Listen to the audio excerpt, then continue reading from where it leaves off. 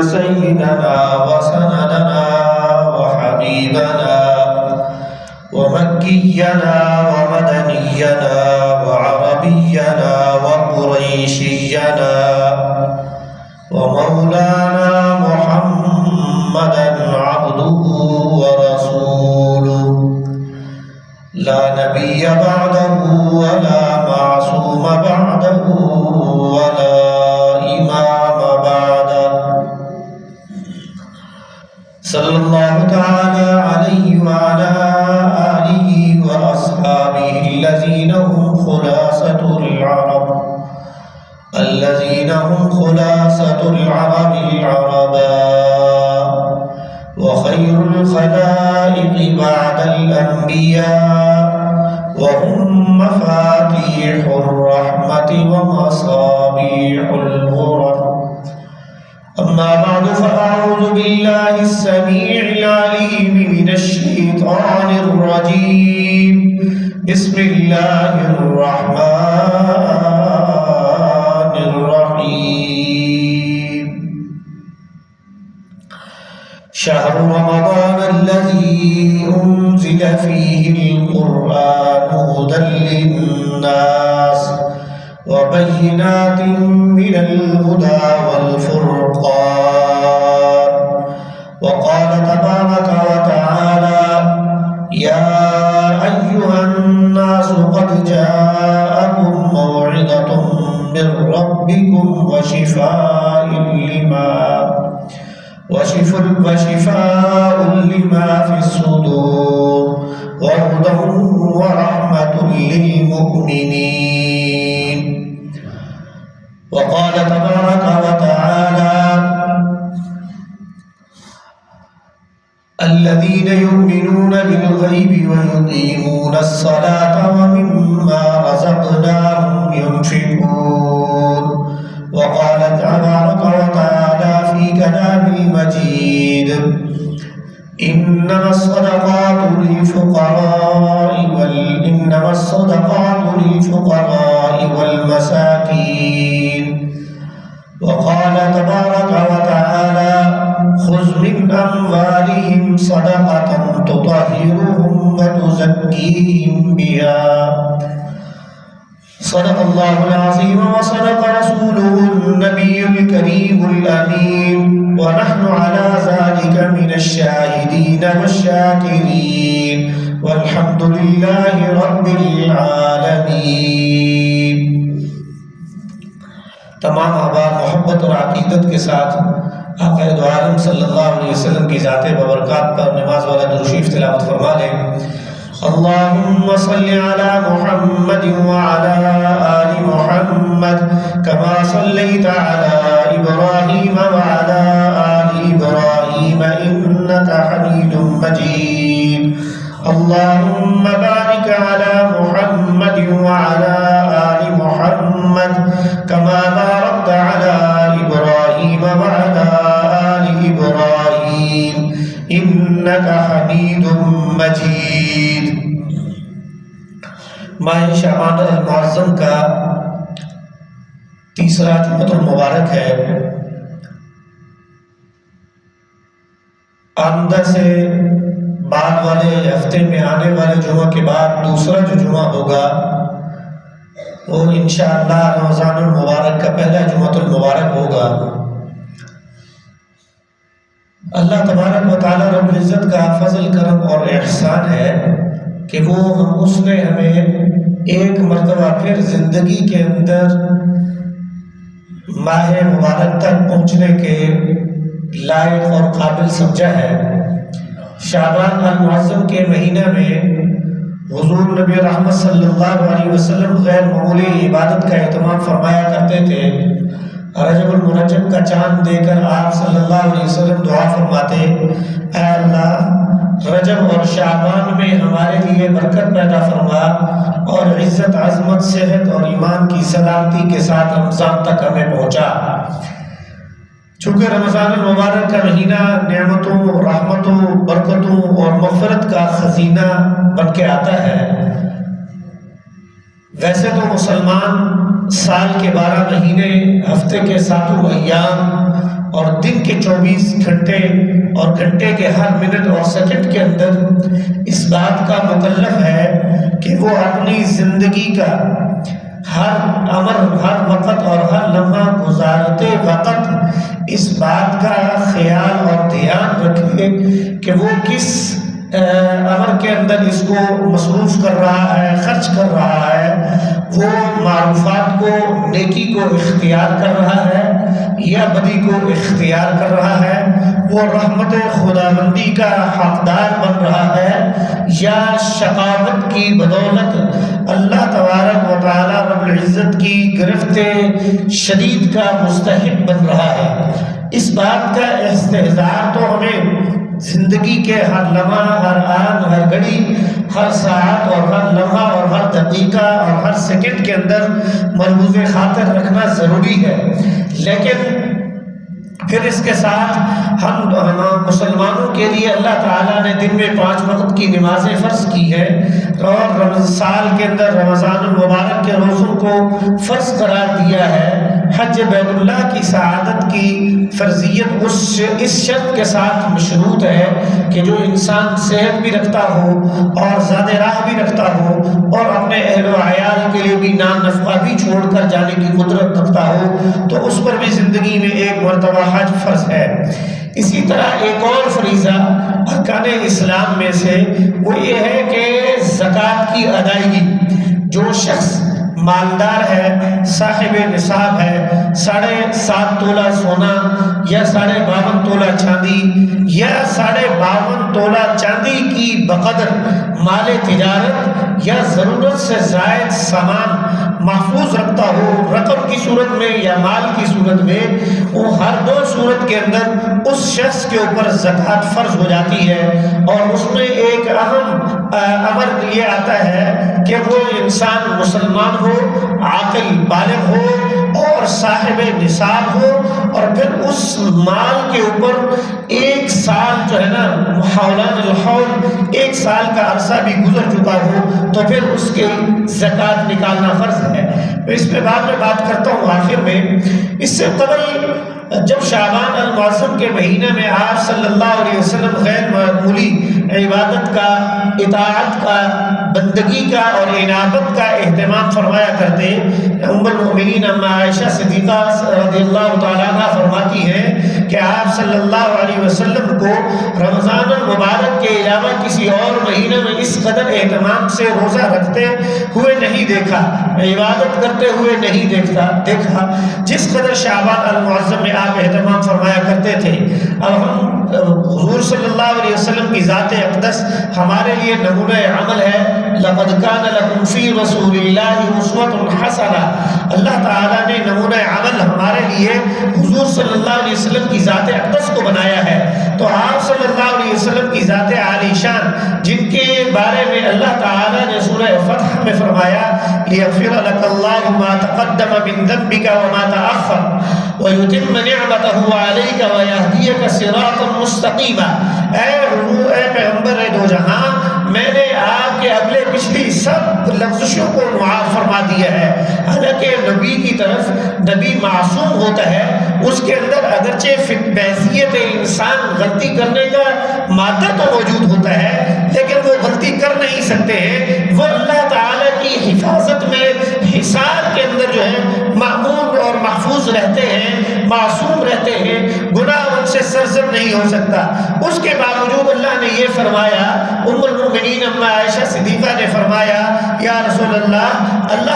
تعالیٰ تو آپ کے بارے میں یہ فرماتے ہیں اور آپ ہیں کہ اتنی اس قدر عبادت کرتے ہیں، انابت اللہ کرتے ہیں، رجوع اللہ کا اہتمام کرتے ہیں کہ آپ کے پائے نالین مبارک متورم ہو جاتے ہیں، ہم جب اٹھتے ہیں دیکھتے ہیں آپ سجد سربا سجود ہوتے ہیں۔ تو حضور صلی اللہ علیہ وسلم نے ارشاد فرمایا افلا اکون عبدا شکورا، کیا میں اپنے رب کا شکر گزار بندہ نہ بنوں؟ اور رمضان المبارک سے پہلے عبادت کا، اطاعت کا اور بندگی کا، رجوع اللہ کا، انابت اللہ کا زیادہ اہتمام کرنا اس بات کی دلیل ہے رمضان المبارک کی تیاری کی جا رہی ہے۔ رمضان المبارک کا مہینہ آ رہا ہے اور یہ ایسا مہینہ بابرکت، خیر اور برکت والا مہینہ ہے کہ اس میں فرض نماز کا ثواب 70 جو ہے درجے بلند ہو جائے گا. کوئی بھی نیکی کریں گے اس کو وہ 70 گنا اس کی اجر اور ثواب ملے گا. نوافل کا ثواب فرضوں کے برابر حاصل ہو جائے گا. آپ قرآن کریم کی تلاوت کریں گے, عمومی عام طور پر تلاوت کریں گے تو 10 نیکیاں ایک حرف کے بدلے میں ملتی ہیں. رمضان المبارک میں تو 70 بڑھ جائیں گی. اگر قرآن کریم کی تلاوت کا اہتمام کرتا ہے تو کس قدر اس کو زیادہ نیکیاں اور انعامات میسر آئیں گے. اور اسی طریقے سے اللہ تبارک و تعالیٰ رب العزت کے حکم کو اختیار کرتے ہوئے اگر رمضان المبارک کے اندر روزوں کا ہم اہتمام کر لیتے ہیں, اپنی ذاتی جو بھی جس بھی قسم کی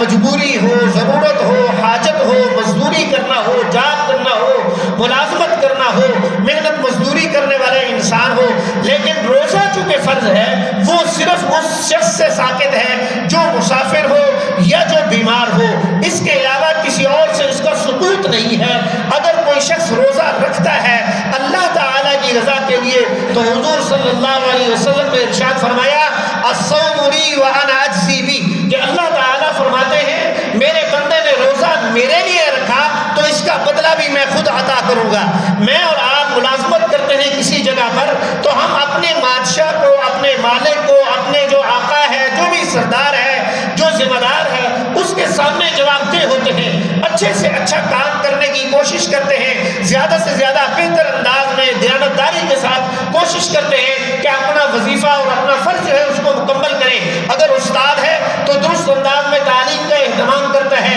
اگر شاگرد ہے تو درست انداز میں پڑھنے کی کوشش کرتا ہے, اولاد ہے تو والدین کی فرما برداری اور اطاعت کرنے کی کوشش کرتا ہے, ملازم ہے تو اپنے آقا کی جو ہے اس کے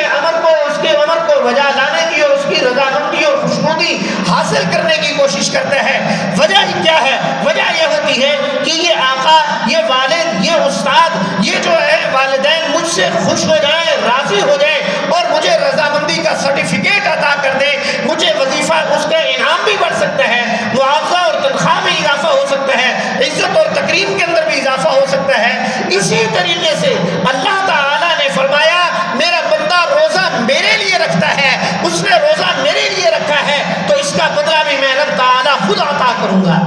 یہ میرے شیان شان, جو اللہ کے شیان شان ہوگا اللہ تعالیٰ اس کے بقدر اس کو انعام عطا کریں گے. اور اسی طریقے سے اللہ تبارک و تعالیٰ رب العزت نے فرمایا, حضور صلی اللہ علیہ وسلم کی حدیث مبارکہ ہے من صام رمضان ایمانا و احتسابا غفر له ما تقدم من ذنبه, جس کسی شخص نے روزہ اس حالت میں رکھا کہ اس نے وہ حالت ایمان میں بھی تھا اور احتساب بھی کیا, یعنی خالی بھوکا پیاسا نہیں رہا, اس کی آنکھ کا بھی روزہ, اس کے کان کا بھی روزہ, اس کے ہاتھ کا بھی روزہ, اس کے پاؤں کا بھی روزہ, وہ ہر اعتبار سے سراپا روزہ بن گیا, رب تعالیٰ کی رضا اور الہا اور زاری کے اندر مبتلا ہو گیا. تو اللہ تعالیٰ نے فرمایا جو اس حالت میں روزہ رکھتا ہے غفر له ما تقدم من ذنبه, میں نے اس کے ما سبق سارے گناہ معاف کر دیے ہیں. اور اسی طریقے سے رمضان المبارک کی ایک دوسری عبادت بھی ہے. بعض لوگ روزہ تو رکھ لیتے ہیں کہ یہ فرض ہے, لیکن تراویح کو چھوڑ دیتے ہیں کہ یہ تو سنت ہے. اللہ کے بندو, سنت چھوڑنے کے لیے نہیں ہے, یعنی ہم نے یہ معمول بنا لیا ہے. حالانکہ حضور صلی اللہ علیہ وسلم نے ارشاد فرمایا کہ جو کوئی شخص دور پرفتن کے اندر میری ایک سنت کو زندہ کرے گا اس کو 100 شہیدوں کا ثواب ملے گا. ایک سنت زندہ کرنے والوں کو 100 شہیدوں کا ثواب ملے گا. اور جبکہ ہم ہیں جمعۃ المبارک کی سنتے بھی وہاں, سلام امام نے پھیرا نہیں تو ہم بھاگ جاتے ہیں, اور رمضان المبارک میں تراویح کو ہم چھوڑ دیتے ہیں کہ جی ہم نے صرف فرض پڑھنے ہیں, جمعے کے 2 فرض ہیں, نمازوں کے 4 فرض, 2 فرض, 3 فرض ہیں, بس وہ ادا کر لیے. روزہ رمضان میں فرض ہے وہ رکھ لیا, سنت ہے تراویح سنت ہے لہذا ہم اس کو اختیار نہیں کرتے, تو کوئی مذائقہ نہیں ہے. ایسا ہرگز نہیں ہے. حضور صلی اللہ علیہ وسلم نے فرمایا من قام رمضان ایمانا و احتسابا غفر له ما تقدم من ذنبه, دن میں روزہ رکھتا ہے, رات کو قیام اللیل کرتا ہے, اس کے اندر کلام اللہ کی تلاوت کرتا ہے, حضور صلی اللہ علیہ وسلم اور حضرت جبرائیل علیہ السلام کی سنت کو دور کے قرآن کریم کے پڑھنے کی سنت کو زندہ کرتا ہے. ایمان اور احتساب دونوں حالتوں میں اگر یہ شخص قیام اللیل اور روزہ رکھنے کا اہتمام کرتا ہے تو میں اس کے ماسبوں کے سارے گناہوں کو معاف کر دوں گا. یہ رمضان المبارک کے فوائد اور ثمرات ہیں. اور اس کے اندر تعمیرات بھی ہے۔ قرآن کریم کی آیت میں نے تلاوت کی، یا ایھا الناس قد جاءکم موعظۃ من ربکم وشفاء لما فی الصدور وہدی ورحمۃ للمؤمنین۔ اللہ تبارک و تعالیٰ رب العزت نے فرمایا رسول اللہ صلی اللہ علیہ وسلم کو میں نے کتاب ہدایت عطا کی ہے، قرآن حکیم عطا کیے ہیں۔ یہ قرآن حکیم صرف چوننے کے لیے، صرف یہ زبانی یاد کرنے کے لیے نہیں ہے، بلکہ یہ کتاب ہدایت ہے۔ یہ بیماریوں سے، روحانی اور جسمانی ہر طرح کی بیماریوں کے لیے شفا یابی کا تریاق ہے۔ جو اس سے استفادہ کرے گا، دلوں کے جتنے بیماریاں ہیں وہ اس سے دور ہو جائیں گے۔ وَهُدًى وَرَحْمَةٌ لِّلْمُؤْمِنِينَ، اور ہدایت اور رحمت کا ذریعہ ہے اہل ایمان کے لیے۔ جو اہل ایمان قرآن کریم کو احتساب کے ساتھ، ایمان کے ساتھ، یقین کامل کے ساتھ، تجوید کے ساتھ، ایمان کی حالت میں اس کو پڑھیں گے، پھر اس کو سمجھیں گے اور اس پر عمل کریں گے اور اس کی دوسروں کو تعلیم اور ترغیب اور تلقین کریں گے، ان لوگوں کے لیے یہ رحمت کا اور ہدایت کا موجب اور ذریعہ ہے۔ آخری بات، میں نے رمضان المبارک کے مہینہ میں، اگرچہ رجب المرجب کے مہینہ میں زکوٰۃ فرض ہوئی ہے، لیکن اہل ایمان پر قرآن کریم کے اندر اللہ تعالیٰ نے نماز کے ساتھ ساتھ 32 مرتبہ زکوٰۃ کی ادائیگی کا حکم فرمایا ہے۔ 32 بار نماز کے ساتھ ملا کر اس کی ادائیگی کا حکم دیا ہے کہ لوگوں صرف یعنی نماز پڑھ لینا، عبادت کر لینا، صرف جو بدنی عبادت ہے اس میں وہ کافی نہیں ہے، بلکہ آپ کو مالی عبادت بھی کرنی ہوگی۔ اور حضور صلی اللہ علیہ وسلم کو اللہ تعالیٰ نے حکم دے کر فرمایا، اے پیغمبر دو جہاں، خذ من اموالہم صدقۃ تطہرہم وتزکیہم بہا وصلی علیہم، کہ آپ ان سے، ان کے مالوں میں سے، اہل ایمان کے مال میں سے زکوٰۃ اور صدقہ لے لیجئے تاکہ ان کے مال کو پاک طاہر طیب کر دیا جائے۔ زکوٰۃ کا لغوی معنی یہ ہے کہ وہ مال کو پاک کرنے والی شے ہے، جبکہ ہمارے ہاں لوگ جو ہیں وہ یہ سمجھتے ہیں سودی کاروبار میں، لین دین میں پیسہ لگائیں گے، وہ جو ہے پلس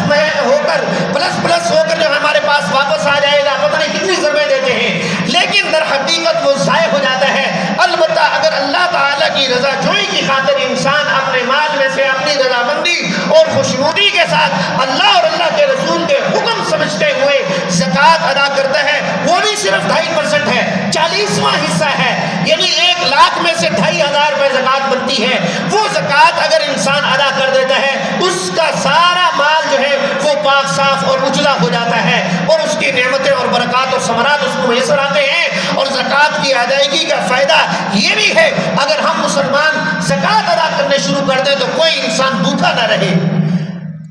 جو حکومت ٹیکس لیتی ہے وہ اس سے علاوہ ہے، وہ اس کا اس سے کوئی تعلق نہیں ہے، یہ اللہ اور اللہ کے رسول کی طرف سے فرض کر دیا گیا ہے زکوٰۃ کا ادا کرنا۔ اور زکوٰۃ کی ادائیگی جو ہے، جب ہم زکوٰۃ دینا ہے ہم نے اپنے مال میں سے، اور دینا بھی حلال مال میں سے ہے، اصل مال میں سے ہے، انشورنس کا پیسے میں جو اصل پیسہ ہے اس کے اوپر زکوٰۃ ہوگی۔ اگر کوئی کمیٹی وغیرہ، پرائز بانڈ وغیرہ میں مال لگایا گیا ہے، اصل راس المال کے اوپر، اصل مال کے اوپر زکوٰۃ ہوگی، جبکہ منافع کے اوپر کوئی زکوٰۃ نہیں ہوگی۔ منافع حرام ہے، اور حرام مال جو ہے وہ عند اللہ مقبول نہیں ہے، وہ زکوٰۃ میں شمار نہیں ہو سکتا۔ اور زکوٰۃ جو ہے وہ اللہ تبارک و تعالیٰ رب العزت نے اس کے 8 مصارف قرآن کریم کے اندر ذکر فرما دیے ہیں۔ انما الصدقات للفقراء والمساکین والعاملین علیہا والمؤلفۃ قلوبهم وفی الرقاب والغارمین فی سبیل اللہ وابن السبیل، کہ زکوٰۃ فقیر کو دے دے، مسکین کو دے دے۔ فقیر جس کے پاس تھوڑا بہت کھانے کو ہو، مسکین وہ ہے جس کے پاس کچھ بھی نہ ہو پھر بھی وہ توکل علی اللہ کر کے بیٹھا ہوا ہو۔ عاملین، زکوٰۃ جمع کرنے والے جو لوگ ہیں ان کو زکوٰۃ دی جا سکتی ہے، اسلامی ریاست اور اسلامی حکومت ہو تو تب۔ اور اسی طریقے سے کسی قرض دار کی قرض کی ادائیگی کے لیے زکوٰۃ دے دی جائے، تالیف قلب کے لیے، نو مسلموں کی دلجوئی کے لیے زکوٰۃ ادا کی جا سکتی ہے۔ اور اسی طریقے سے مسافر کو، اگرچہ وہ اپنے مقام پر تو صاحب مال ہو، صاحب ثروت ہو، لیکن جب حالت سفر میں ہے اس کے پاس پیسہ اس قدر نہیں ہے کہ وہ اس کی زکوٰۃ ادا، وہ یعنی نفع اپنا پورا کر سکے، تو اس کے خرچ کے لیے، ضروریات کے لیے اس کو زکوٰۃ دی جا سکتی ہے۔ اسی طریقے سے ابن سبیل، مسافر آ گیا اور فی سبیل اللہ، اللہ کے راستے میں زکوٰۃ خرچ کی جانی چاہیے۔ اللہ کے راستے سے مراد یہ ہے، اپنے اعزاء و اقارب کو دیکھیے، جو لوگ اصول اور فروع، والدین اور اولاد، اپنا نواسے نواسیاں، پوتا پوتیاں، والدین، دادا دادی، نانا نانی، ان لوگوں کو زکوٰۃ نہیں دی جا سکتی، ان کے علاوہ سب کو زکوٰۃ دی جا سکتی ہے۔ تاہم یہ ہے کہ وہ آپ کے گھر میں زیر کفالت نہ ہو، ان کو زکوٰۃ دی جا سکتی ہے، بہنوں کو، بھابھیوں وغیرہ کو زکوٰۃ دی جا سکتی ہے۔ اور دوسری بات یہ ہے کہ اللہ کے راستے میں زکوٰۃ، جہاد فی سبیل اللہ سب سے بہترین ذریعہ ہے۔ آج کل چونکہ اسلامی ریاست کا نظام ہی مفقود ہے، جہاد کا نظام ہی معطل ہو چکا ہے، اب اس فریضے کی ادائیگی کو اہل مدارس ادا کر رہے ہیں۔ مدارس کو زکوٰۃ دینا اور اپنے اہل و عیال کو زکوٰۃ دینا، اعزاء و اقارب کو زکوٰۃ دینا دوہرے اجر کا موجب بنتا ہے، ثواب کا ذریعہ بنتا ہے۔ ایک تو حقداری، رشتہ داری، قرابت داری کا حق ادا ہو جاتا ہے، اور دوسرا یہ ہے زکوٰۃ ادا ہو جاتی ہے، اور اہل مدارس کو زکوٰۃ دینے سے زکوٰۃ بھی ادا ہو جاتی ہے اور صدقہ جاریہ بھی بن جاتا ہے۔ جب تک زکوٰۃ کھانے والا قرآن پڑھتا اور پڑھاتا رہے گا، دین کے اوپر عمل کرتا رہے گا، عمل کی تلقین کرتا رہے گا، اس وقت تک زکوٰۃ دینے والے کو اس کا اجر اور ثواب ملتا رہے گا۔ اس کے ساتھ یہ ایک بات، آخری بات یہ بھی ضروری ہے کہ زکوٰۃ کی ادائیگی کے وقت، دیتے وقت زکوٰۃ دینے کی نیت کرنا لازم اور ضروری ہے۔ اگر زکوٰۃ کی نیت نہیں کی، جس کو زکوٰۃ دی اس نے استعمال کر لیا تو دوبارہ زکوٰۃ دینی پڑے گی، اور اگر اس نے استعمال نہیں کیا تو پھر اس کے استعمال سے پہلے اگر آپ نے زکوٰۃ کی نیت کر لی تو وہ زکوٰۃ ادا ہو جائے گی۔ اور اسی طریقے سے زکوٰۃ